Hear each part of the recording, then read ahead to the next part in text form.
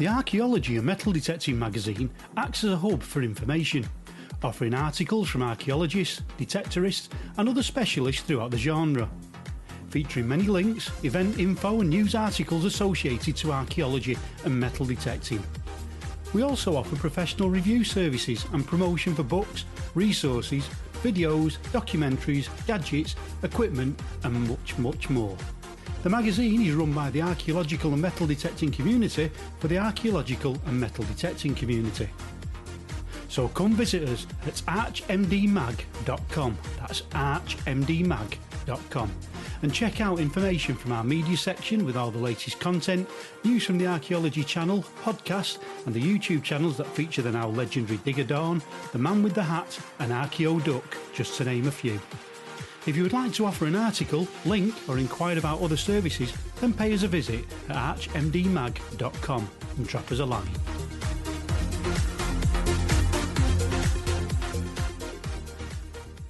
Hello everybody, this is Mike here and you're listening to the All Metal Mode UK podcast with myself and Mr. Dave Sadler.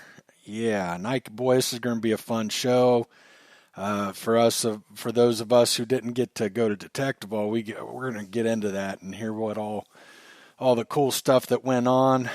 But before we do that, welcome to the All Metal Mode UK podcast again. Don't forget, check out archmdmag.com. Facebook, you can follow us at All Metal Mode Podcast UK, Metal Detecting UK Dirt Fishing, Archaeology and Metal Detecting Magazine, and Archaeology and Metal Detecting Group. Please share with your friends that are into metal detecting about the podcast. We're every Thursday night, 8 p.m. You can find us at Spreaker, iTunes, iHeartRadio, YouTube, and several other affiliates. If you do a Google search, you will find us. If you're tuning in and you want to jump in chat, we always have a lot of fun in chat, a lot of good conversations going on, some cutting up. It's always a good time. At the bottom of the show, there's a rectangle box with, I believe the pause button will be showing. Click on that box. A little chat bubble will come up, and you simply click on that chat bubble. You do have to make an account, but you can do it through your Facebook. It only takes seconds, and then you can jump in and chat with us. So, again, we're going to be talking about Detectival tonight. And for one, of course, we have Andy from Xtreme Metal Detecting UK. But Detectival, well, even though I'm not there, I follow some of the groups, and I'm always watching what's going on in Detectival. It seems to be where the manufacturers are releasing new detectors every year and all that. So it's really exciting even for us over here in the United States, and I'm sure around the world. So before we even get started, I want to say, for me, I think the big exciting news was C-Scope announcing the Evo 6000. If you know me, I'm a huge fan of analog detectors, and like the 6MXI is just a brilliant detector. The problem is, the younger generation of detectorists don't embrace the analog detectors like I do. In many cases, I will put an analog detector up against the latest and greatest digital detectors and guarantee that and a lot of times a good analog detector like C-Scope makes, it'll do better. But you got to wonder, especially like after Tesoro shut their doors and stuff, if a company could survive just on a analog detector. And I don't know if you guys have seen that new detector, the one that they're working on, but wow, does that thing look sharp. Dave, did you get a chance to check it out while you were at Detectival? My friend, I was lucky enough to be based right next door to Seascope all weekend, so I had lots and lots and lots of opportunity to play with it, and what a lovely machine.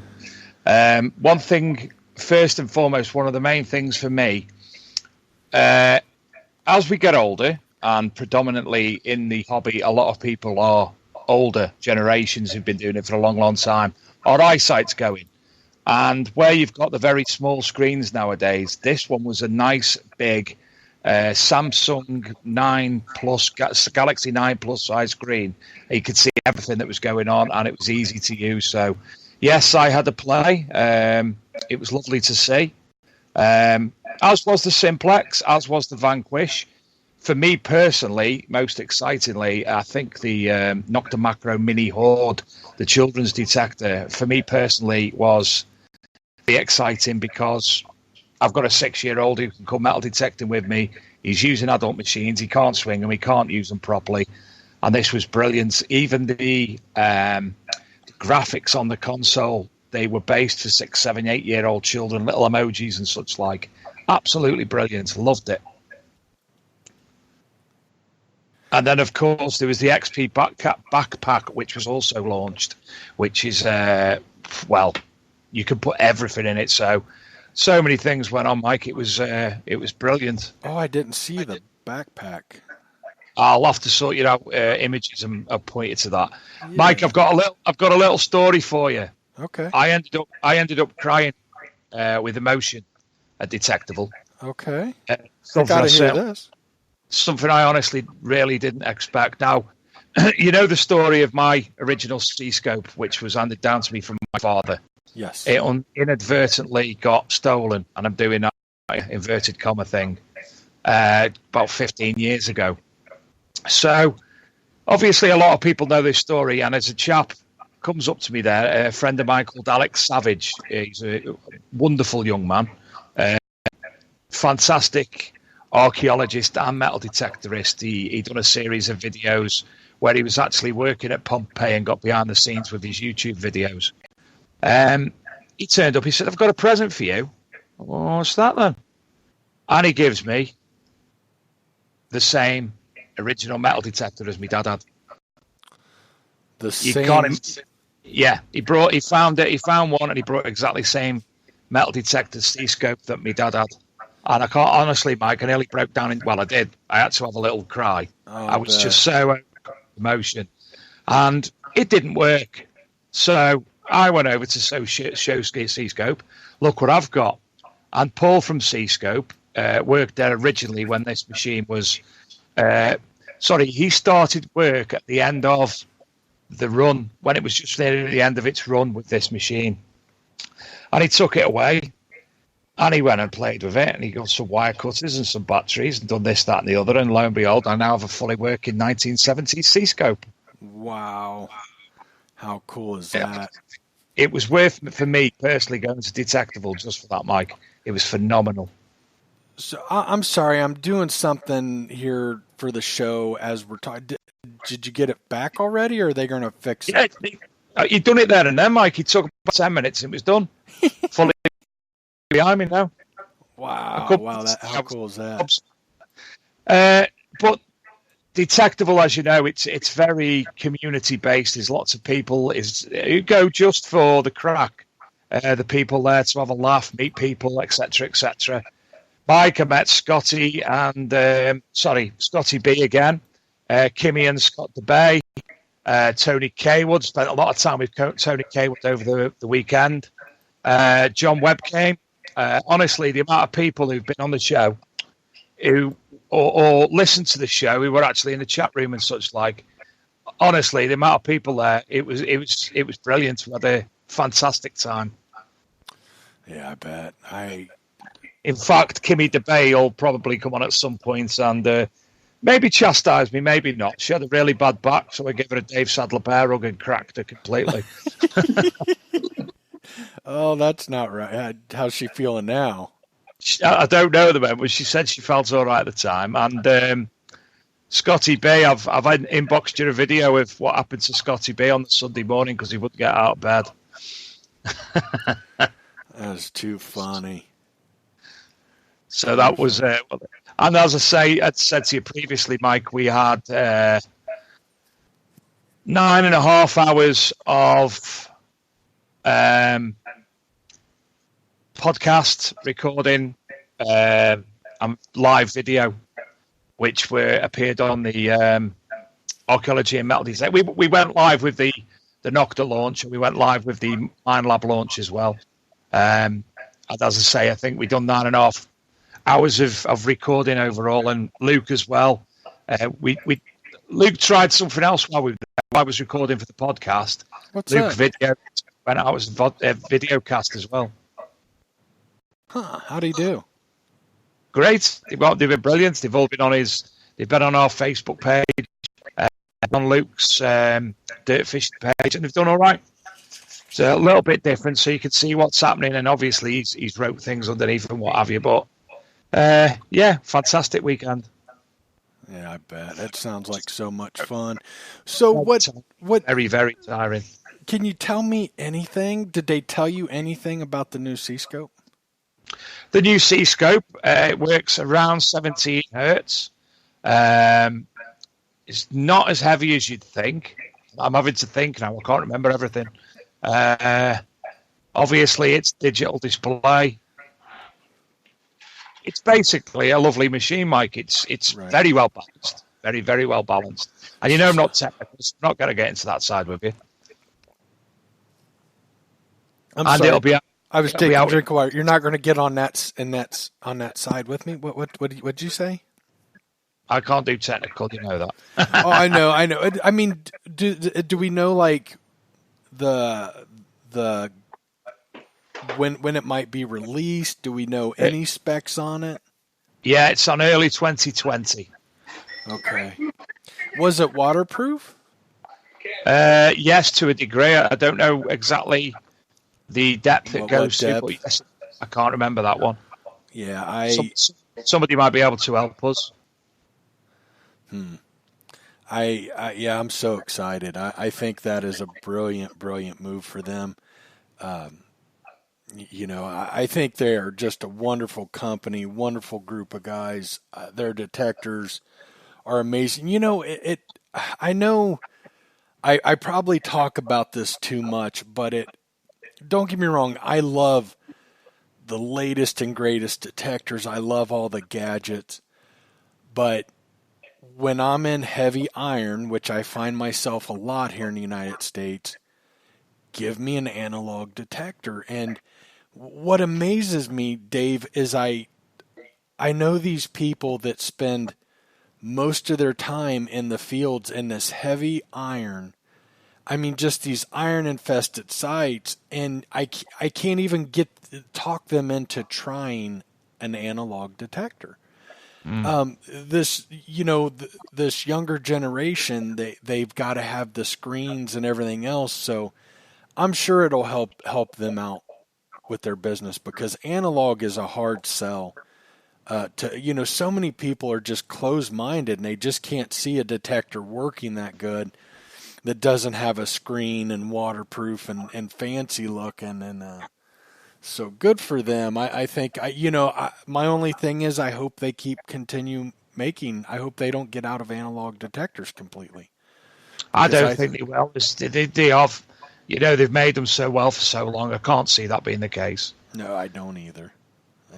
What was I going to say then? The C-scope. No, gone. I was going to say something else about C-scope. It was nice to, as I say, we were next to Martin and the team all weekend, Martin and the two Pauls. And we were back into, we've done a video of in fact, I actually took a video of the new machine, said a few things about it, so I'll have to find that one. We spent a lot of time, as I say, with them chatting and what have you. We could see the machine all the time it was there. Fantastic to see. Lovely machine. As were the Vanquish, as were the Simplex launch was one of them. Oh my God, it can't be. And it was brilliant. It was the mermaid under the water, Yeah. all the thing off. Mermaid's there with the Simplex. And then the pirates come, and then Julian Banjos between Dilek and a French chap giving it all the information out. And And the other one was the Minelab one was very, very, very well produced. They'd done back in April. It actually made the original footage of the woods with the Viking type ladies on the horses, and then it cut from the video that was made to live, and had them coming out of the woods doing some gymnastics on the horses, and then coming to the stage, and then coming on the stage, all holding the Vanquish aloft. Fantastic. Very cool. Very cool. What did you think about it? The Vanquish. Yes. Well, did you get to play with it? Yes. We done a podcast. We pre-recorded a podcast on Sunday morning, which went out Sunday night, with Julian Salmon, who is the European director. I can't remember his exact titles. Please forgive me. And he spoke all about the Vanquish, what was going to be happening, etc., etc. And then he took me to the test bed where we spoke with James Crosswood, who was the technical lead of the Vanquish. And we actually played in the test bed with the Vanquish. And again, another good machine. The only problem was the ground was very, very, very mineralized. So there was a lot of jumping about of figures. But when you got your figure right, yeah, it was a very good machine, especially given the price of like the cheapest one. And obviously then it gets better as you go up. But yeah, nice to play with. One of the things that I seen going around that I think's a little confusing, and I don't know if this was spoken about at Detectival. It says like it's waterproof, but only to like 3 feet. I forget how many meters that is, and then it also has a rain cover. I thought that was a strange way to word that when they could have called it a dust cover. You know what I mean? Yeah. Was there any talk? Was that like just a misprint or something on the box, or I mean, was that even discussed at Detectival? I didn't discuss it personally. No. So I won't comment on that because I ain't got a clue. Okay. Now, what about the simplex? What I was going to go back a bit, Mike, the question I thought I'd ask you. When you were talking about analog machines, do you have access in the US to the Bliss tool? I'm not even sure if they're available anymore, to be honest with you. I'm not sure. I mean, here in the United States, I know they're available, but I'm just wondering when you've thought about analog machines, have you ever played with one of them? No, I would like to, but I'll be honest with you. At this point, the 6MXI is just so brilliant. I don't know that to me that is my relic detector. It's simple. It's very well. They're all simple. I mean, all analog detectors are very simple, but it just gets the job done, and it's easy to use. I love how it's made, like how the controls work. Yeah. I mean, that thing is pretty much all metal mode, but with your knobs, you adjust what you hear. Is basically how that works, and that's a brilliant design, and it's so comfortable. Well balanced, lightweight. I love the handle. I mean, it's just a brilliant detector. But no, I've heard good things about the Bliss tool. I've heard that it's pretty complicated, though. You gotta get them set up right and everything else. I mean, you can't use one? I wouldn't be able to use one. I'm sure I could figure it out. I mean, it's not a thing of I love. You know me, I love figuring out new detectors and playing with technology, but when I'm field hunting, I just want something simple. Don't get me wrong, the 6MXI will do anything I want and more, but it's done in a very simple way. And so I don't know, I might get my hands on a Bliss tool someday, because I have heard some great things about it. There's a company here in the United States that makes, and I can't even think of the name of it off the top of my head. They're really obscure, but the guy still makes them, and they're a big metal box. They're gray. Why can't I think the name of it? It'll come to me. But I've heard some pretty amazing things about it as well. But Maybe someday. I don't know. C-Scope's making me super, super real happy. For Anyway, now. we digressed, and we were about to talk about the Simplex. Oh yeah. Tell me all about the Simplex. I want to hear about it too. I'm excited for that to come out. It. Go ahead. Fantastic machine by the looks of it again. Price range, you're talking you start a level, entry level machine, £300. I don't know what, was that about $350, $400? And again, it looks like it does the job. Depth underwater, I think it was something like 3 meters, around 10 feet at work too. And obviously it was working with the mermaid underwater, as we could see, because she was showing us the screen and it was working.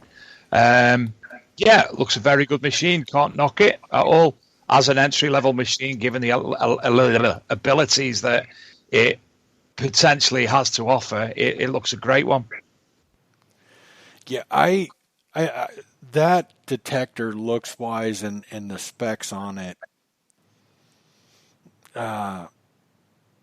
very impressive to me. Now, I haven't used one. I don't know yet, but yeah. But as I say, to me, all right, the Simplex is an entry-level machine, but talking entry-level for me personally, that mini Horde for my son Mason, who's 6-year-old and always wants to come metal detecting with me. We've got 5 metal detectors here at the moment because I put Luke's in my car to look after it on the Saturday night because he forgot, and I brought it home with me. So I've got two Rutus Alta 71s here now because I got Luke's. Oh, I'd make him work to get that back because that's a heck of a detector. I love that. To be fair, Mike, after last year when we went and I borrowed him my headphones and my finds bag, and he took them all the way back home to Eastbourne with him, I think it's a bit of payback. To be fair, right? I think so. I'd hold it hostage. No, I'll send him back down this weekend for him. You need to send him some pictures of you laying in bed, snuggling it, spooning it, and sitting at the dinner table with it across from each other with a candle lit. That's what I'd be doing right now. Anyway, so all in all, Detectable, it was very, very tiring, Mike. As I say, the Vanquish launch party that we went to, I thought to myself, right, I'm going to be good. I only had a few pints and then went back to my car. And Luke said, I'll be with you in a minute, Dave. Just finish this drink. I said, all right, mate, I'll see you in a minute. So it must have been about 9:45 that I got back to the car and what have you. About 10:15, still no sign of him. Scotty B brought his motor home alongside ours. His wife said, I can't be bothered drinking. I've come back. I've had something to eat. So I was talking to her for a bit. I said, right, I'm off my bed. Went in my bed in my car. Next morning, got up. No sign of anybody. Okay, leave them in for a bit. Go and sort the stall out. Settle the stall back up as it was. 8:30, I thought, right, go and get Luke up because we've got recording at 9 a.m. And Scotty B wanted knocking up at 8:30. Got back. Luke was just getting up. Niall, who was with him, was just getting up. And I forgot her name. Katrina. Katrina was Scotty B's wife. Was sat outside the motorhome and said, "Where is he? Fast asleep. He didn't get in till 5:30. Luke didn't get in till half. Scotty didn't get in till 5:30. And I'm there. I went bed at 10 o'clock, being good." Wow, you were the good one. That's unheard of. How many gallons of alcohol do you think you consumed that weekend this past? Do you know, I had about 3 from the bar, 2 from the Mine Lab tent, a couple of cans myself, and I was forced Polish homemade vodka on me on several occasions. So not particularly much, Mike, to be fair. I learned the first night that obviously sleeping in my car in my car bed, being diabetic, me and alcohol means I have to get up often. So I tried not to drink at all on the second night because I really didn't want to get up. Yeah, right. I wish I could find a way to. I'm sure I would land up in jail though, but I'd love to. I hear about all this alcohol and homemade alcohol. Boy, I'd sure like to bring some moonshine over. I tell you, there was a guy we did meet, fantastic chap, wealth of information. Spoke to him, and you know, of all the people I spoke to the entire weekend, and I do a lot of people watching, he was the one person that stood on every stall, on every machine, and had a very, very, very long chat and took everything in with everybody. His name was Andy Sabic. I think that's the way you pronounce it. He was an American. Him and his wife owned a shop in America, and he's wrote books and what have you. Really, really interesting chap. And he went out with the Simplex. He said to Dilek, "Is it possible to take it in the field for an hour?" Certainly, no problem. So with her technical lead, off to go into the field, and the Simplex, what did it do, Mike? Found 2 Roman coins within 10 minutes. So, took them to the portable antiquities scheme, had them looked at, had them said what they were. One was a radiate, one was a hummus, I think that was the way of pronouncing it. Come back to the stall, he went, "Oh, it's brilliant." And it was that point that I was speaking to them when they got back to there with Dilek and what have you. She's overjoyed, and he swings again in front of the stall. "Oh, got a beep here. Do you mind if I dig this hole here?" "Yeah, certainly." Finds another Roman coin with it straight away. Wow. That's impressive. Yeah, I can't wait till that detector comes. I think it's, I don't know. Well, I'm going to say it. I don't know. I don't think this is bad to say. To me, from what I'm seeing and what I'm hearing, that's to compete. The Vanquish and the Simplex, I mean, the A series pretty much rules the market right now.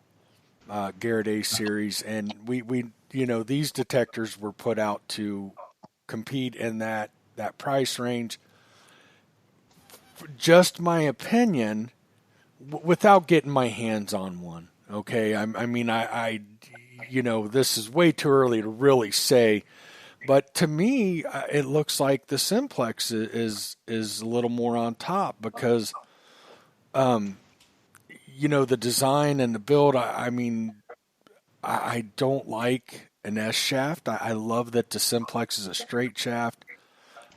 You're going to have manual ground balance, which is huge in my book. Now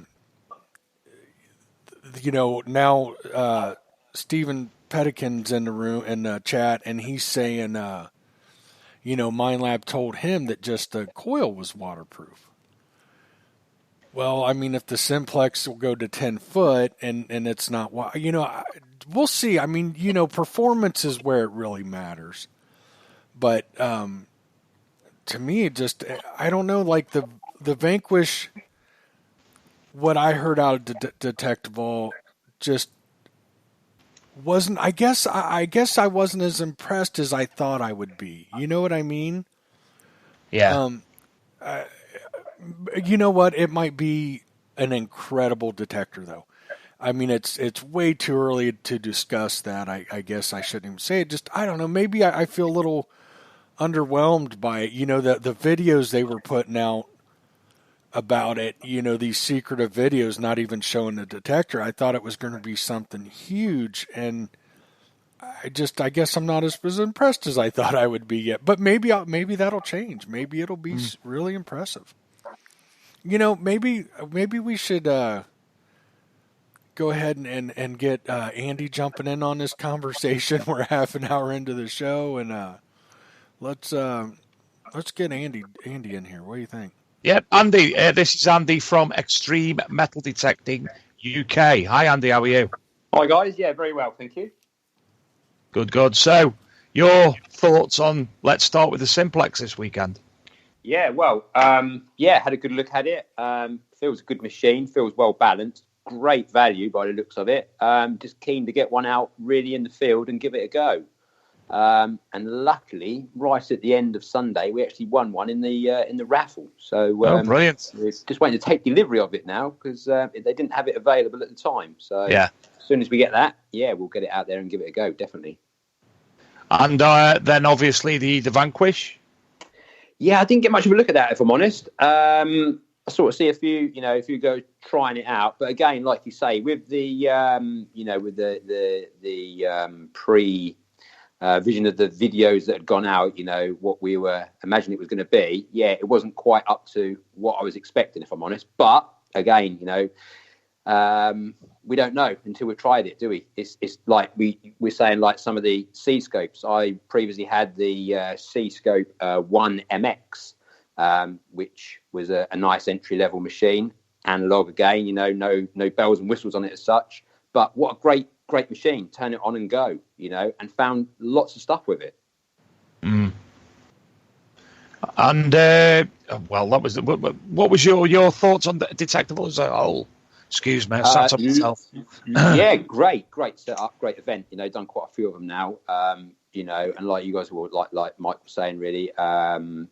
Long days, short nights. Really. Dave was saying long days and short nights. If you go in there just to detect, it's fine, but it is more of a social thing, really. So you've got to be, you need a few early nights before you go to get through the weekend, really. Definitely. Trade stands, excellent, well laid out this year. Seemed a bit more spaced out than they were before. The Regston stand was much larger. And there seemed to be, year on year, there seemed to be more trade stands getting in there and more opportunity to get to try things because I think there's more space. They're making more space for the trade stands. Yeah. Yeah, it was a good. I mean, we also had, Mike, the reenactors, the medieval reenactors and what have you. We got to speak to them at length. That was brilliant. There was supposed to be a point where I was actually being used as a shield wall as well, but we didn't get around to that, thankfully. Well, we crossed over because we'd come up from the campsite and the barrier tape had gone. Someone had broke it or gone under it and it snapped. So we're sort of wandering over where they were having the shovel throwing exercise. Who could throw the trowel the furthest, sort of thing. And this guy was shouting at us, whoa. We're like, oh, what's going on? What's going on? He's like, oh, guys, you're right in our target zone. And we're like, oh, sorry. So we needed enough of a spade round the head. But, that side of things was brilliant. Brilliant atmosphere. It was. So, you're here tonight, Xtreme Metal Detecting UK. Introduce yourselves. Okay. Team is made up of 6 of us, basically. Myself, Andy. We've got Gordy, or Gordian, we call him, because he's the coin man. Another lad, Sean, Neil, Tobias, and Jack. So that is us as such. We've all been detecting for many years, over 40 years between all of us. And about 5 months ago, we were getting, friends and family, with all the other stuff that's in the media, big hoards being found. People are like, oh, you do that. What kind of thing do you find? So it was constant, like, what do you find? What do you do? And we're like, oh, this is what we do, And it was like, really, let's get some videos together to show friends and family. So we had a little chat. We started a very basic YouTube link and a Facebook thing, really, for sharing between ourselves and our family. And then we found it was quite popular. And it kind of went from there, really. And the extreme side of it was when we were chatting to people who are outside the hobby and we were, go out all weathers, be whatever it is in the middle of a field. And the most common thing was, God, you guys are crazy, or God, you got to be mad, or that's a bit extreme. So it went round and round and round. And we were like, right, that's it now. We're extreme. So that's where the name come from.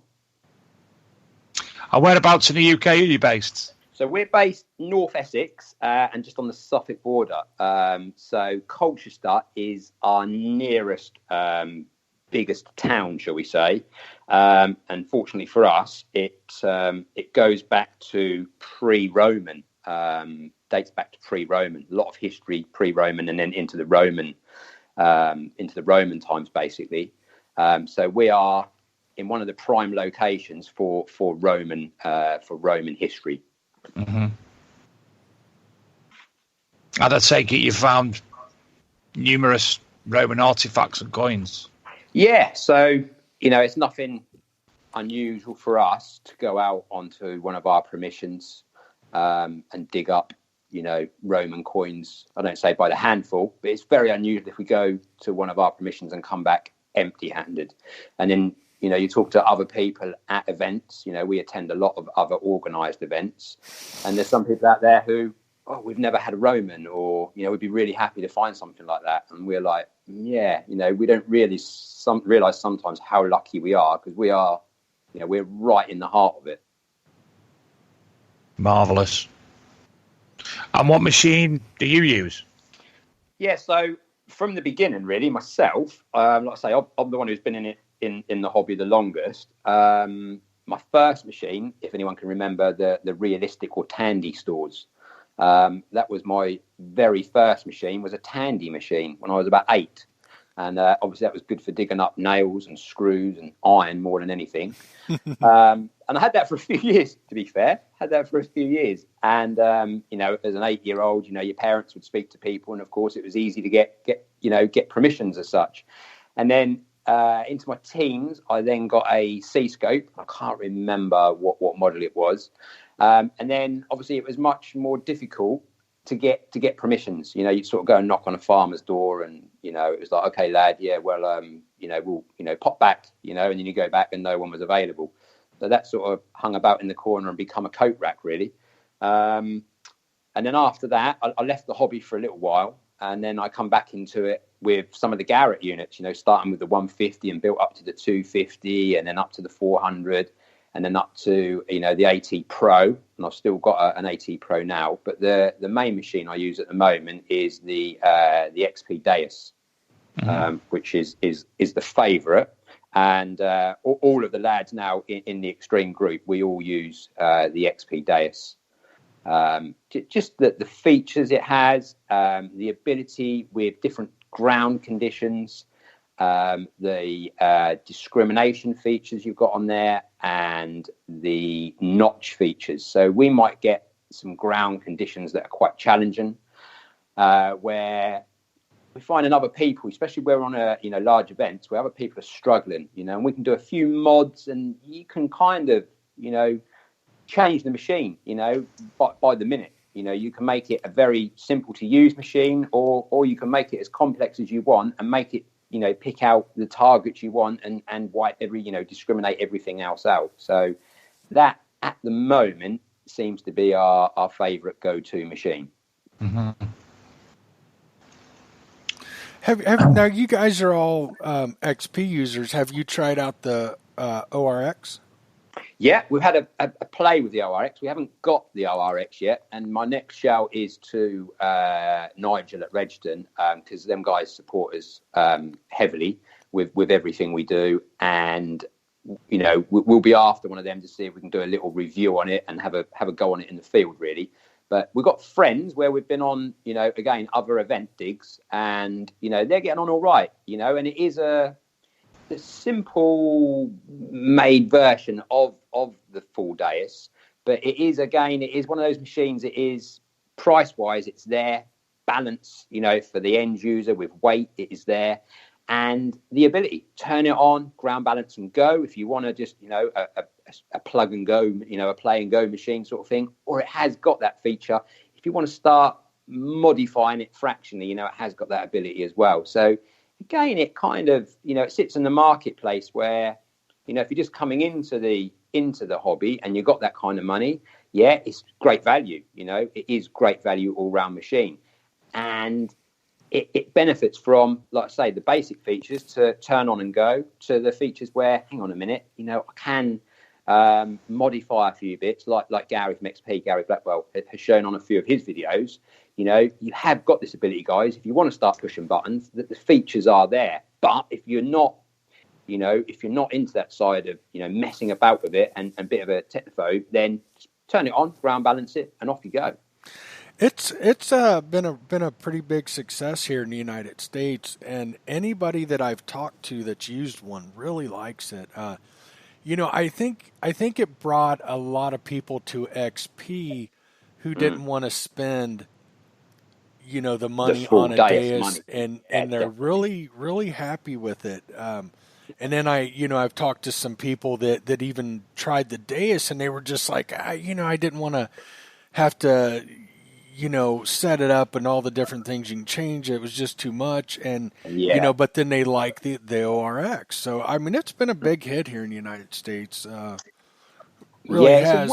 It's a well-designed machine, and it's not, over-engineered. I think that's the key factor. It's not over-engineered. It is. Let's turn it on. It's very simple. It's got a nice big display and easy to understand.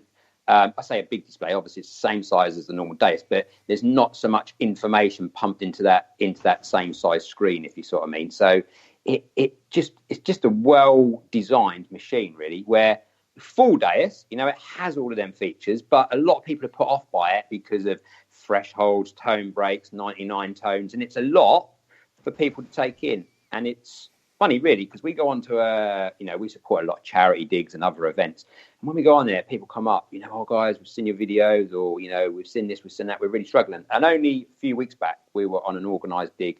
Guy come over and he said, can I just have a listen, to what you guys are hearing, because I'm really struggling with this. And I said, well, just have a listen. Anyway, it turns out the guy was fractionally tone deaf. So the Deus is putting out some lovely tones. And unfortunately, the tones the Deus was putting out, this guy wasn't, understanding those tones. So I said, let's have a tweak, let's put it back to some basics, really. We need to know if it's a good target, if it's a bad target, if it's a small target, if it's a large target. So I had a little tweak with the threshold and the parameters on there. He's wandered off. Caught up with him 2 hours later, and you wouldn't believe it. He said, I've never had so many bits. He said, nothing really decent, but, I'm now hearing the correct tones I need to hear. So, both very good machines, but the ORX, I think it's got a place in the market for those people that want to come in, want a nice machine that's well balanced, the ability, because you can change the coils on there. Obviously, it's fully wireless. Yeah, and it's also a good base level to upgrade at a later date, because what you've got to remember is the coils on the ORX are also compatible with the full Deus setup. So there's always that ability that, if I buy these coils at a later date, can I? Yes, you can. You've not put yourself into a position where you're stuck with this now. You've got that ability to make it a bit more future-proof. Now, the ORX, Andy, obviously I've never used any of the XPs. I've held them, etc., etc. The ORX, when we were at Rodney Cook Memorial Rally 2 weeks ago, I spoke with one of the lads, Aaron from Regton's, and I said, I've come basically to have a look at the ORX. Being fat, being diabetic, being not as exercised as most people, I think personally I could do with a light machine.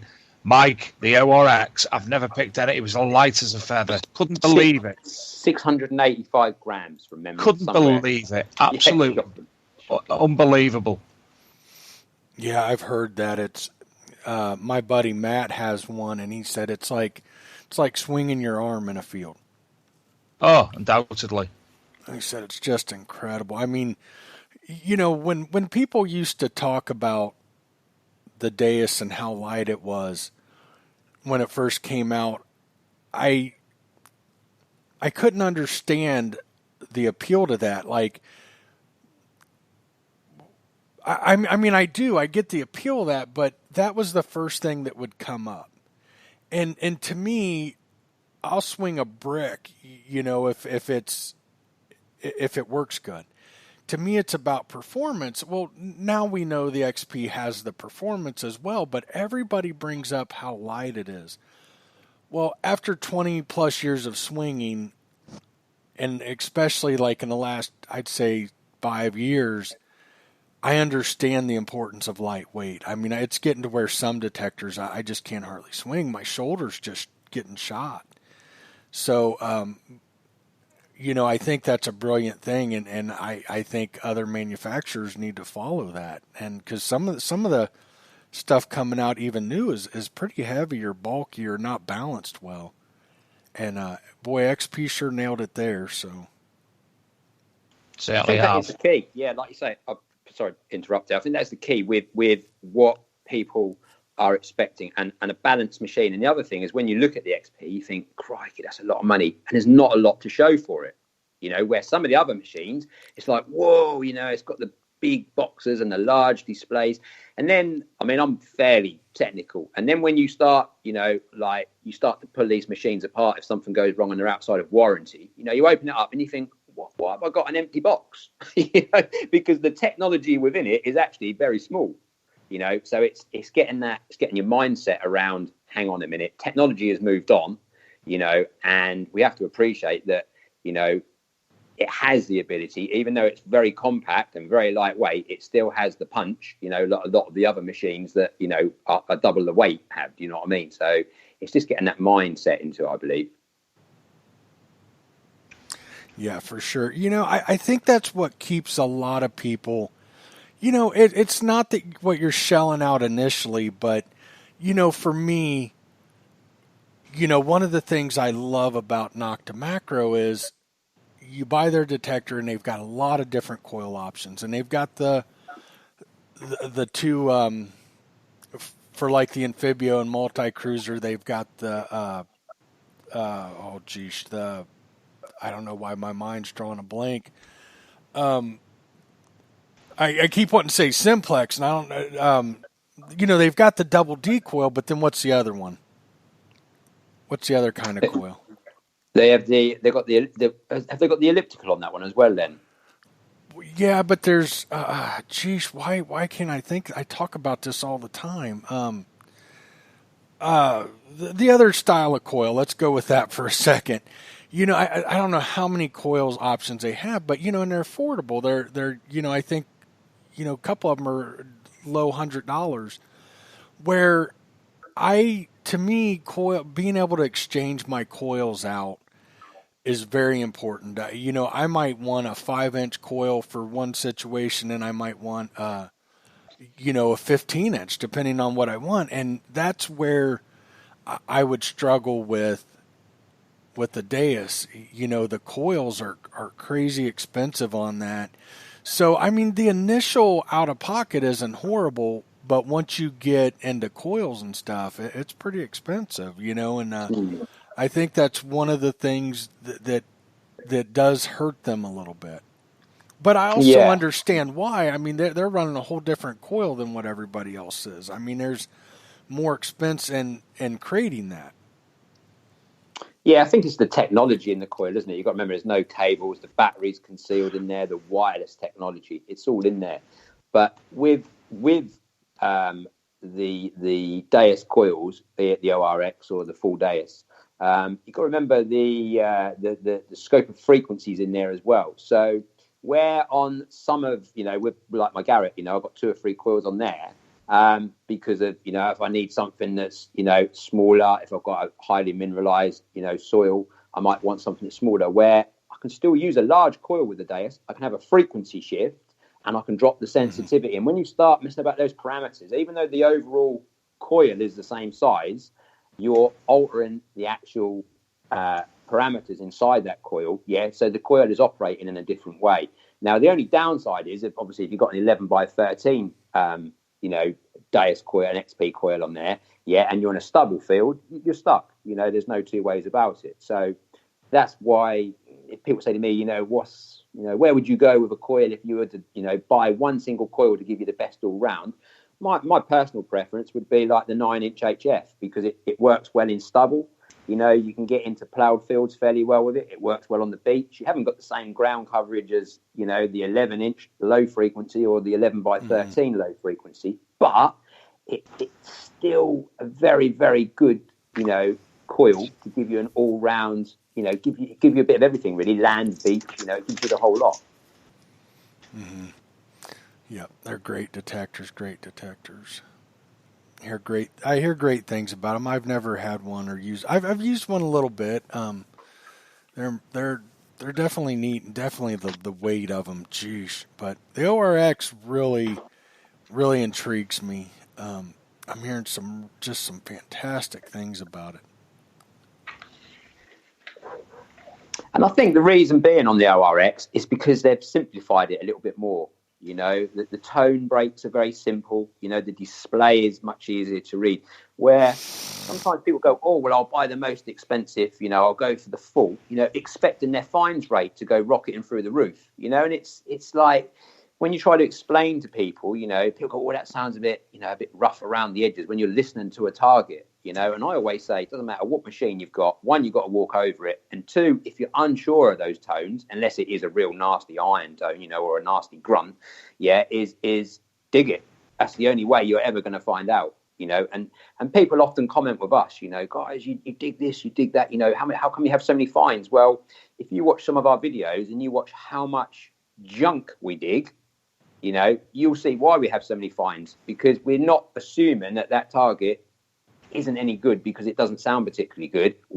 If it still sounds small and a quick response on the dais, we dig it, and then when you look at how much junk we dig, well, you're spending a lot of time digging junk. Oh, yeah, we are, but we've also got a very high finds rate. So it's getting that balance, really. Absolutely. So everybody uses XP. And I believe you guys have some other detectors, though. What else do you use? What's your backup detectors? Yeah, so backup, I go back to three of us go back, actually, to be fair, to Garrett's. So mine's an AT Pro. We've got a couple of 400Is. We've got a 250. And one of the guys, I can't remember what it is. Oh, no, that is a C-scope. That is the one MX. Yeah, the one MX, which is the one we love. It's an entry-level machine, ultra lightweight, 2 buttons on it. And, once you set up, your ferrous, non-ferrous brake, away you go. It's not going to tell you what it is. We know that, but it's going to give you, oh yeah, that's a nice tone. No, that's not a nice tone. And away you go. And again, some really good finds. One of the lads had one of them on a dig we done in Norfolk, and pulled out a gold stator, with a £150 machine. So how many people walked over that, with a £1,000 machine and thought, I don't know, did I hear it right? You just don't know, do you? Right. Absolutely. So what part of the country are you in? So we're in Essex, North Essex, which is like I say, our nearest town, largest town is Colchester, which is, the oldest recorded town in the area. And it goes back to pre-Roman. Wow. Good age. Right. Good age. Yeah. We cover all of East Anglia, really. That's what we go for. We go for all of East Anglia. You're going to have to explain to Mike what East Anglia is. So East Anglia is on the east coast of the UK. It's just where the Romans, come in. That was where they landed. Basically, was East Anglia. So that whole coastline is their landing ground, basically. And Colchester was one of the largest Roman settlements. Now, the East Coast in England, that's where the most of the history's at, correct? Yeah, basically, yeah. Right. I mean, we're now finding stuff, obviously, further north and slightly southwest. But when you look back at what history is recorded now, if you go onto like Archie, website, something like that, and do a large area search, it is that East Anglia, that East Coast, yeah. Real quick, Mike Amanda Fusion wants to know, Dave, are you really tall, or was everyone just really short that you were interviewing? I'm 6'1". So everybody must have been short. Yeah. Plus I may have been stood on a box. I can't remember now. It was so long ago. I'll be honest with you, Dave. That's that Polish vodka that does make you grow. Oh, I put hairs on my chest. That is funny. So you were talking a little bit about the forest. You've got a good forest area. Do you know the history behind that? Yeah. So right. When you look at the maps we've had, and when we can look back, over what we can get our hands on, we always assumed that there was. We know there's Roman settlements in the area. They've been discovered. Some very good stuff has been recovered from that area. And then what we've got is about 15 acres of woodland and like pine trees that, you know, are like, you know, hundreds of feet tall, massive. You know, it takes 2 or 3 of you to hold hands and get around the tree. You know, they're that big in diameter. So we're gone into this woodland, you know, open-minded. You know, is there going to be anything? You know, would there be anything? And that's one of our best local permissions, to be honest. Again, there's a couple of videos up on the early videos up on the. We've done it for a long time, but obviously because we've only been doing the YouTube for a few months and trying to get into the editing side and making it look, you know, presentable and making sure you got the, you know, the footage and the images right. You know, in the early days, we clearly, you know, we're still learning now, but we hadn't got it then. But we'd done a woodland search, and yeah, between us, we'd had, you know, over 30 coins in one search, Roman coins. A couple of rings had come out and a fibula, and nothing was of great depth. So we've gone away, we've spoke to the local fines liaison, and they've said, oh yes, we've got, you know, idea of stuff. We've shown them what we've found, we've recorded it. Lovely, thank you. We've plotted it. So then we've gone back and we've said to the landowner, you know, is it okay if we sort of do some test digs, as in, you know, can we dig a little deeper and stuff like that? Yeah, no problem. And then there's a bit of pasture, so we had that cut. And we feel that we've discovered possibly two roundhouse markings in a bit of pasture right nearby. And then in the woodland area, we've raked back areas, we've raked the soil back, and only about 4 inches down, we've found sort of cobbles, which, you know, we're just waiting for confirmation back, but may form part of a Roman track, is what they think. So, and this would answer our question: why are we finding so much Roman in there?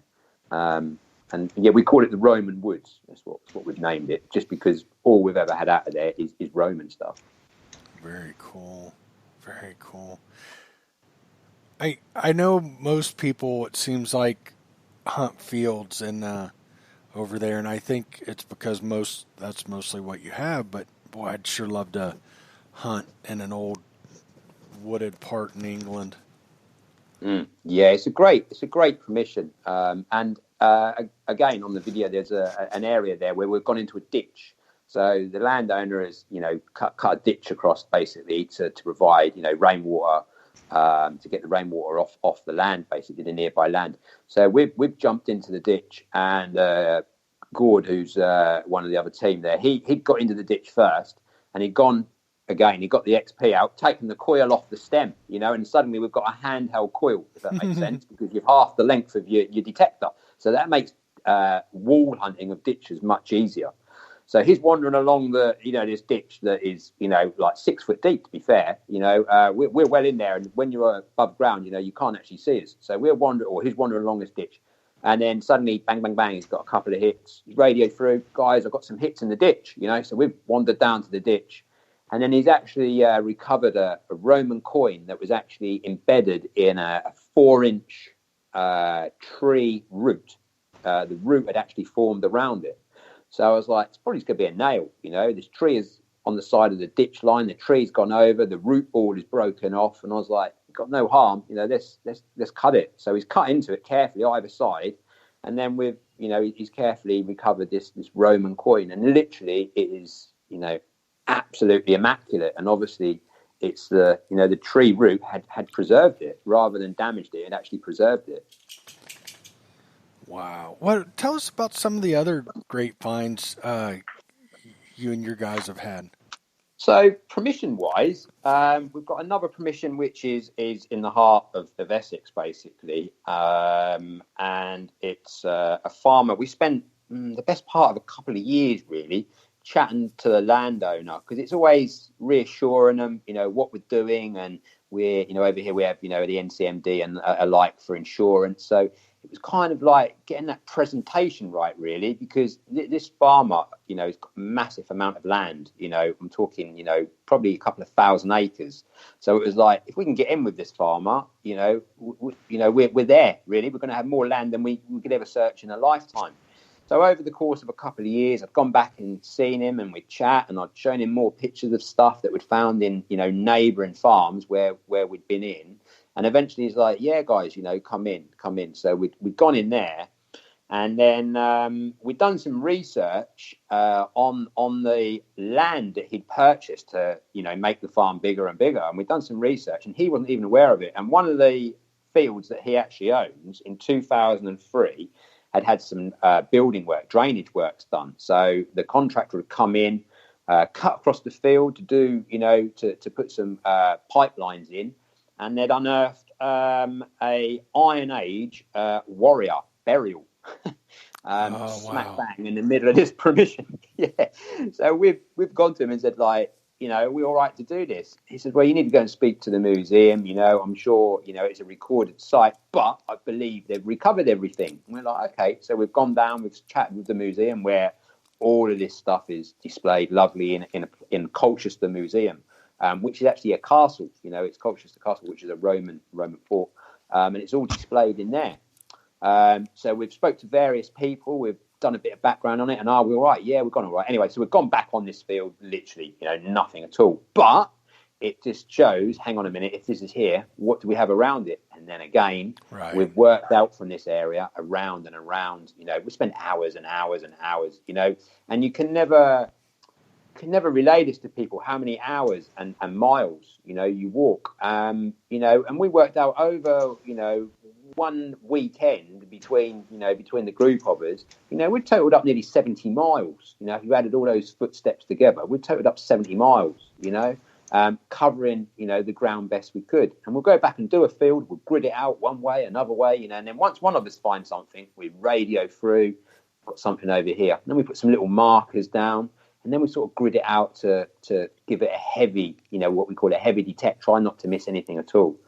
But we've got fields there where produce Roman regularly. We've got another field on the same permission that produces silver. It's very, very difficult permission, very difficult land, should I say, not permission, just because of the minerals and other stuff that's been put into the ground. There's a little bit of green waste there and some other stuff, unfortunately. What wasn't put there by the current owner, but the fields that the farmer has bought, he's not aware of what's there, is he? So we've gone on there, and again, this is where I say the XP Deus comes into its own, really, because we've got green waste. Yeah, we've worked out most of this green waste is between these target IDs, on the Deus. Yeah, so we've set up some notch. Yeah, we've notched stuff out, which we know we're always going to miss stuff when we notch stuff out, but it then allows other things to come through that you may have missed. And all this one particular field produces is silver hammers. So we've called that one Silver End, really, because it is like the end of the farm, and plenty of silver comes out of it. So that's our Silver End permission. And then the other ones we've got are one in Norfolk, which is the other end of East Anglia. We've got one up there, and we spent a while, again, a few months, convincing the landowner that this is what we do, He said, okay, you can have this field. So we've gone on this field, and we pulled out, I don't know, half a dozen bits and bobs, really. And it was bits and bobs, but of history, it wasn't modern stuff. So we come away, and I thought, right, I need to win this guy over, really. What can we do? So come away, cleaned everything up that we'd found, and then I framed it in a box frame over the top of a black and white map of the village. Took it back to him with a thank you letter for letting us detect on his land, and he's gone, do you know what? You can do any field you want. Here's the map. Off you go. So we've gone away. Yeah, we've researched the area again. And again, one of these farmers, he's inherited the farm, and over years, he's bought land, so he doesn't know the full history of the land. Turns out in the 1940s, it was a crash site, one of the fields we got, of an American bomber. So we're now waiting. It's happened now. Basically, the crop is out. He's given us a call, guys. If you want to come up and have a look around here, you might just find bits of aluminium or whatever, or you might find something else. So what we're now doing is we've contacted the family of where it come down. It was an American bomber that come down. We've contacted the family. There's a plaque been put up in a nearby village. So we've got the names, and we've now finally got the consent of all the family, because all the bodies were recovered. Nothing was, Nothing was lost, shall we say, in that respect. So everyone was recovered. They've all been, taken to their resting place, sort of thing. And we've now got the consent from the family. So we're hoping something, maybe a dog tag or, even a button, something we can hand back to the family, and go, look, we've done this, and this is what we've found. Probably be nothing there at all, but who knows? So that's one we've got coming up. And that's over in Norfolk. Cool. And in the same location, we were talking to a neighbouring farmer, and we'd looked on some maps, and we said, oh, somewhere around here, there's a Roman road, definitely a recorded Roman road. And when you go on certain websites over here, you can do a lot of research, and where the roads have definitely been identified as Roman, they're marked in black. And then there's areas shown in red where they believe the Roman roads may have been but haven't been discovered. So we were talking to a farmer, and he said, oh, I think something that might pass through my land. Old boy, not really up with, all of what goes on around him kind of thing. So we said, oh, can we come over? Got talking to a local builder. Yeah, he said, guys, if you go over there and check, you might find some cobbles. We don't know what they are, if it's an old footpath or even if it dates back. So we've looked at that, and we're now waiting for the people in the know to sort of come back and date it for us, really, and then confirm this is this was laid in 1950, or no, this was definitely Roman. Do you know what I mean? So we're not brick or cobble specialists. Do you know what I mean? So once we've got confirmation back on that, then we'll go and give that one a look as well. Very cool. That is awesome. So you guys are still picking up more land and stuff. Yeah. So we never, people go, oh, you've got so much land, and you think, well, we have, but you've got crop rota, and the land use change. 1 minute, they might be growing,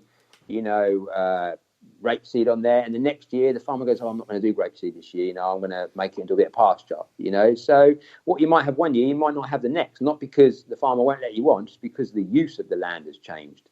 So it's a matter of trying to make your next contact, and it is a name game. And once we've found you're in with a farmer, you get talking, you get that working relationship and trust, to be honest. And then once you get that trust with them, and you're showing them everything, we show them absolutely everything. There's no secrets. We show them absolutely everything.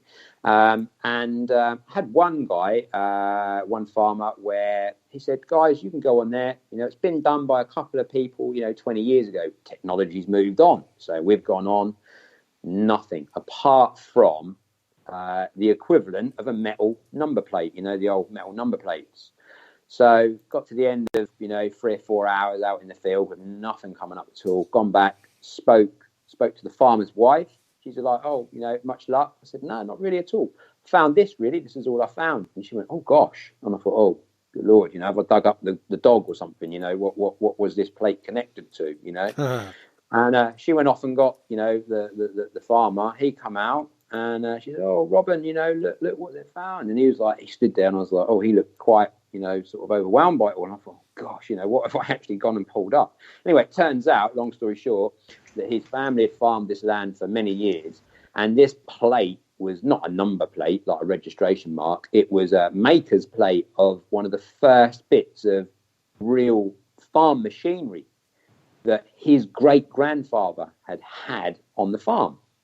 And indoors, they had a photograph of this bit of machinery as it was then, with this mark, this plate, this maker's plate, manufacturer's plate on the front, and a picture of his great-grandfather, his great-grandmother, and other members of the family. And suddenly, all these years later, I've dug up the plate, that was on the front of this tractor.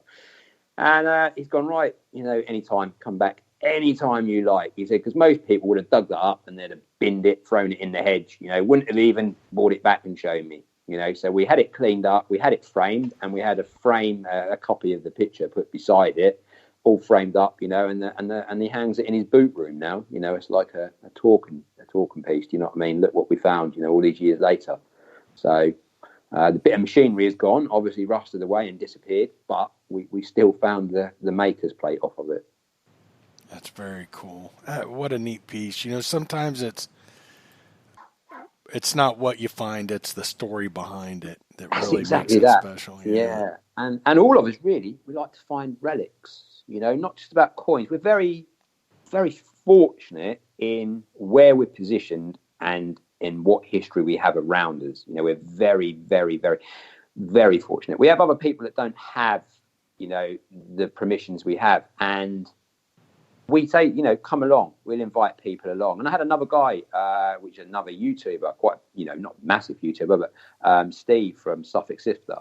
And I said, come along. Oh, really? I said, yeah, it's fine. Come along. So we took him on. We said, look, we've had good results off of this field. It's just been ploughed. It's been rolled. It's going to be hard work. It's a big field. There's a lot of walking, and we took him out and he videoed it. He's got a video up that was put up a few months ago before we were even involved in doing YouTube ourselves, because we were just filming stuff for our friends and family on a local cloud as such. And he's like, guys, this is like the best day I've ever had. And he recovered 20 odd Roman coins and a Roman ring, and he said, look, I've been doing this years. If I find one coin, I'm happy. I've gone home with a pocket full, and we're like, well, it's just, getting these locations, isn't it? It's getting on that right land. Very difficult to find, very difficult to secure. Once you're on it, you just gotta keep everyone happy. That's the thing.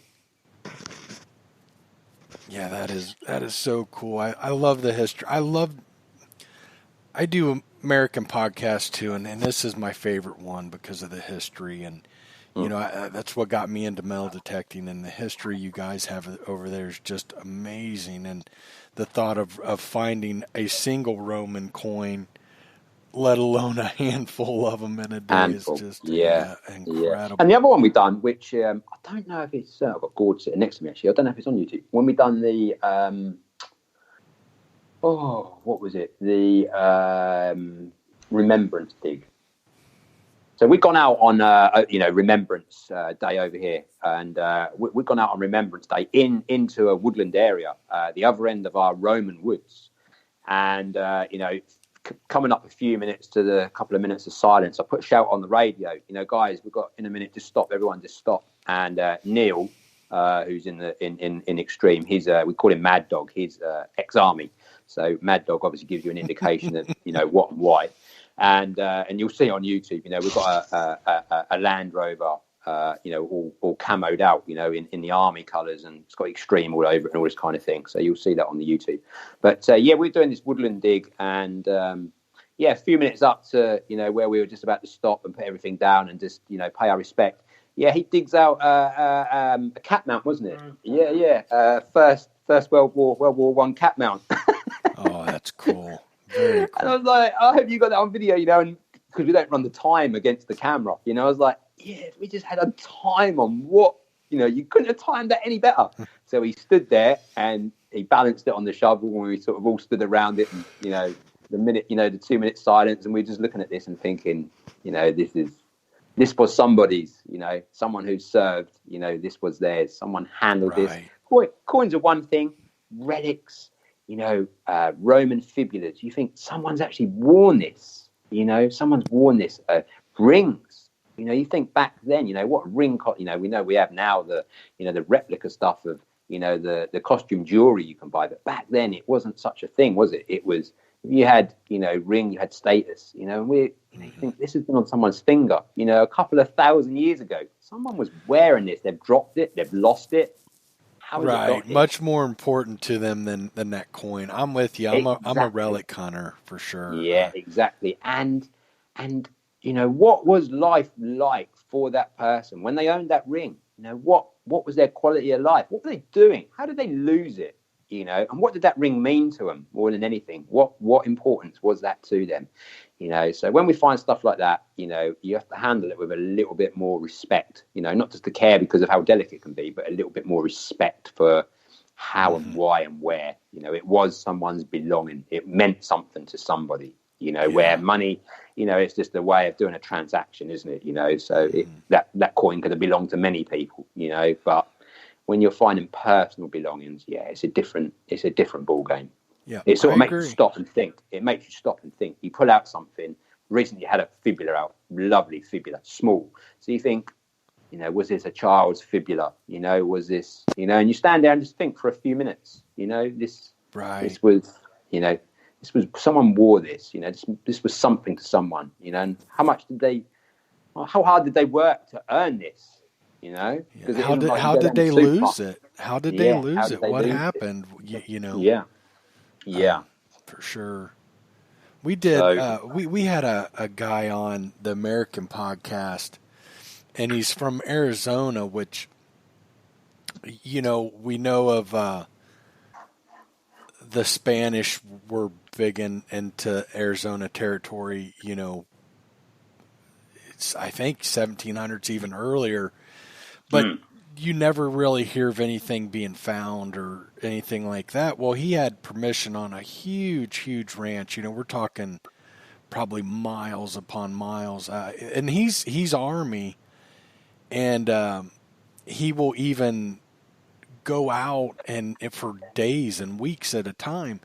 But he was on this huge ranch, and just walking along, he found a handful of gold coins in one area laying on top of the sand in the desert, and gold and silver coins from like the 1700s. And, you know, what happened? Where, you know, was a small, I love that story. I mean, it just is stuck with me. You know, we had him on several weeks ago, and I think about that because, you know, to lose that money, were they on horseback trying to get away from Indians? Were they being chased by Indians? Were they had to have been under, what's the word I'm looking for? You know, there had to have been something going on that they dropped silver and gold coins and kept going, you know. Situation. Yes. Yeah. So I love that. What is the story? What is the story behind it? Yeah. Why? And then you stand back and you have to kind of take a minute and just try and visualize, you know, it's all part, you know, a lot of people go out there and they're like, oh, I just want to dig everything and what's it worth, you know, and, you know, to all of us, really, it isn't, you know, we don't, people, you know, you get asked that question a lot, what is it worth? And we're like, don't really know. You know, I don't look at the monetary value of it. It's like, really, what is it worth? What is it worth in history is more important than what it's worth in value, you know, that's what I find important. I believe now, you know, I'm horrible at retaining detail, but I believe in a cave, and if I remember correctly, on the same ranch, he found a helmet, or maybe it was two helmets like the conquistadors wore. So, I mean, how cool is that? How did they get left behind? Yeah, were they killed? Were the Indians stashing stuff, which was known to happen? So were these conquistadors killed or what? You know, so, yeah, I love the context and the history, and when you can put any kind of story, you know, and that's another thing about metal detecting. We never, you know, rarely do you get the full story. Usually finds bring up more questions, but I love that about it. I absolutely love that. Yeah, and it is the fascination of, you know, people are outside the hobby. Why, if, you know, and this is why, again, we used to do the video part of it and we put it on a cloud and you'd share it, and then obviously but it is that all in, like, you know, I always say to people who are outside the hobby, I always say when I go on a dig, it's like an adult's Christmas. Yeah, because every hole you dig, you really don't know what you're going to get. And that's the excitement behind it. You know, that is the excitement behind it. What are you going to get? You know, and as a kid, it was like, what am I going to get for Christmas? Because you never knew, did you? You know, it's like, so this is like an adult's Christmas. That's how I explain it to people. Love it. Every plug I pull out is what surprise is waiting for me. You know, and it's just that fascination, really. And I just love that excitement of, like, right, you know, just sitting here recording earlier, I was like, right, you know, what's up for Sunday? Where are we going? You know, what fields are available? You know, what's next? You know, we just got back from Detectival and we're like still sort of hanging from that, really. You know, but we're now planning the next dig. You know, we're now, right, where are we going? You know, what's it going to be? What's it going to be? You know, and not all of our digs we record, you know, because the YouTube side of it is very time consuming.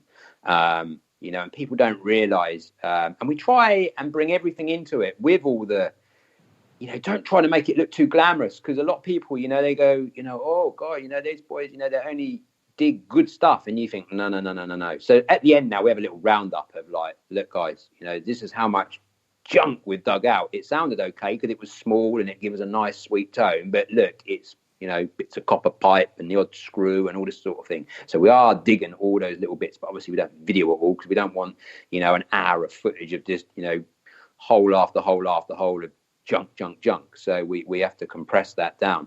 But there are times we go out and we just go, right, guys, no cameras today, let's just go out for us, and just see what we can get. Yeah, love this hobby. I love it for that, the history and all that. So it sounds like you guys have a lot of fun. How often do you guys get together as a group? And then I'm sure you get together on your own. Well, too often, really. Yeah. Right. No, so we try and do every Sunday, if we're honest. It's our Sunday thing.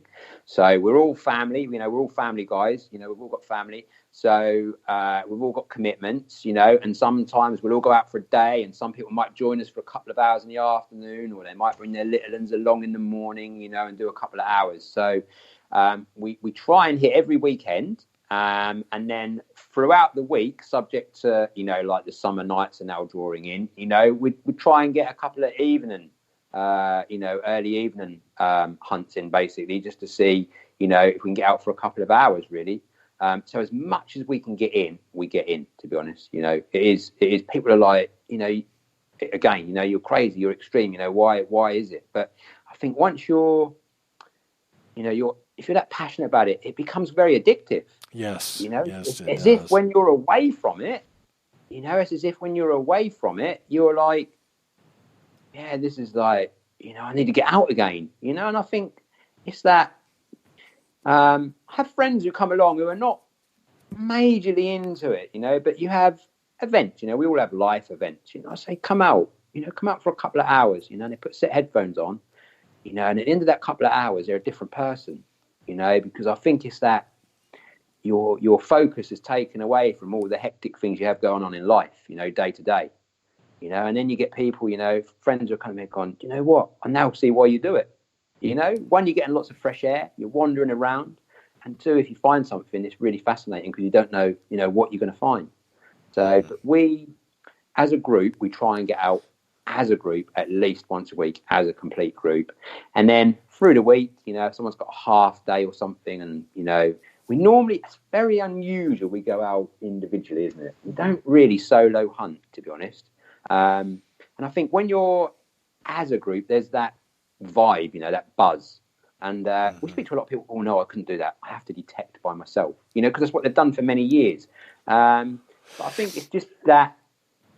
I think it's just with us, we sort of bounce off each other. It's that great. And we've got a lad, Tobias, and he is into history. He's like he's not a historian, but he can read a book and it's there. You can show him a coin and he'll go, oh, that's a Constantine. And then suddenly he'll roll off by looking at it like, when it was, and these coins are obviously not dated, but he can roll off. And then you go away and Google it and you're like, oh my God, you're spot on. It's just like, yeah, and it's just so fat. You rate him, Tobias, I've got something. Can you come up there and look at it? And you show him a hammered. Oh, yeah. And in my eyes, a majority of hammers look the same. I look at them in my vision, a majority of hammered coins look the same. No, look, if you look at that, the crown's different, the curls are different, this is the first, not the third. And you're like, oh, right, so what you're saying now. Because obviously not all of the detail is always there, but he's got an eye for detail, and he's got a memory that is like photographic, Wow. And when you've got someone like that on your team, you just think, do you know what? You're like, you're like an encyclopedia, you're like Google, real life. It's brilliant. It's absolutely brilliant. My mind's so good. I've been using concentric coils for years upon years, and I couldn't think of that earlier. That's how good my memory. Yeah, concentric coil. Yeah. Yeah, which is just the polo, isn't it? It's just the big hole, one loop rather than the double D. Yeah. I got two questions. Who is the luckiest in the group, and who's the best detectorist in the group?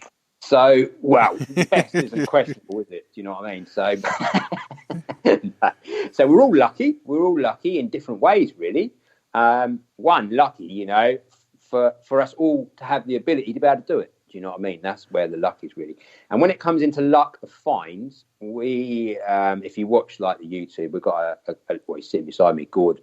There's a lad on there, Gord, and we called it Gordian, okay, as in the Roman Gordian, Gordian III, Gordian II. Similarity as well. He looks a bit like him in some ways.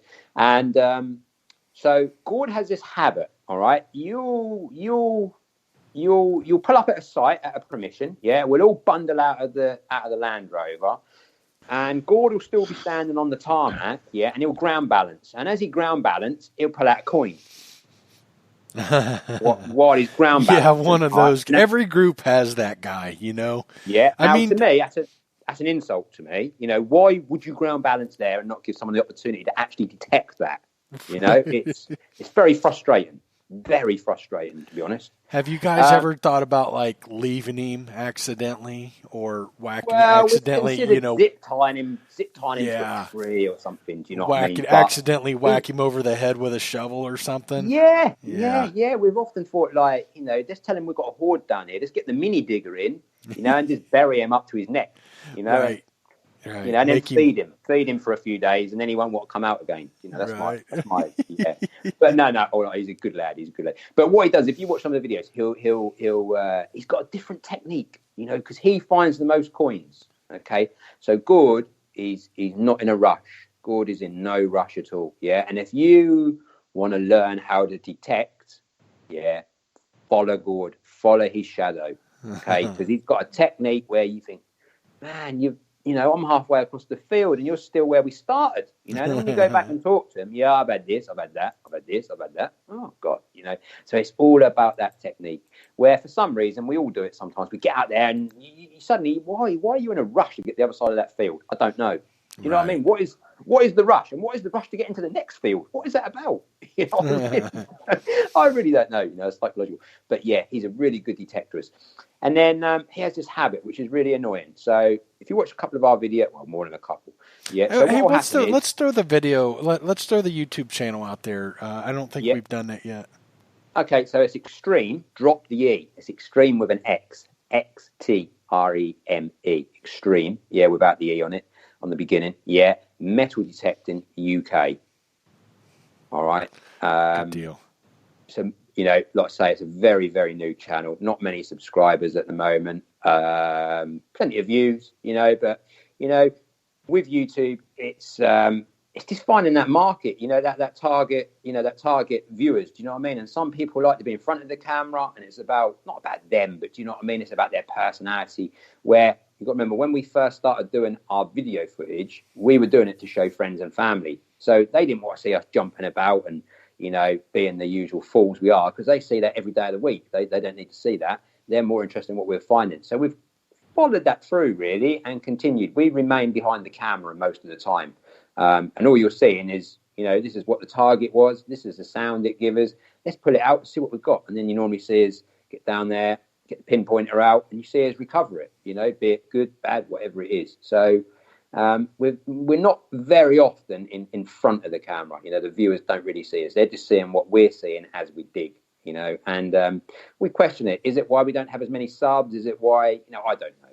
But we're going to stick with that at the moment. And at Detectival, to be fair, someone come up and he said, you know what, I've seen you guys. He said, different technique. He says, and I've got to be honest, I like it. He says, I like it. He says, because you're showing what you're finding.